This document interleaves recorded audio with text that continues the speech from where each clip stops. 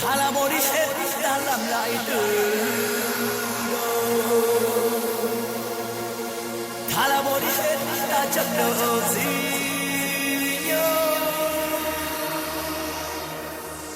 cho quên đi đớn đau tôi vẫn tới ngày sau, vì một người như thế có đáng phải không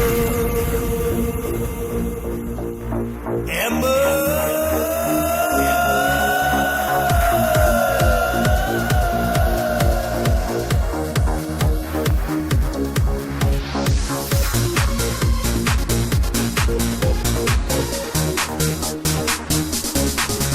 Ngày mai tôi sẽ cố quên người, cho dù em có quay về đây. Ngày mai tôi sẽ rời xa em, cho dù em còn yêu tôi.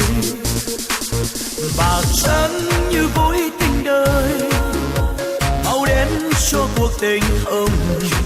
Tình nghĩa đôi ta từ đây như vầng trăng gặp cơn giông bão.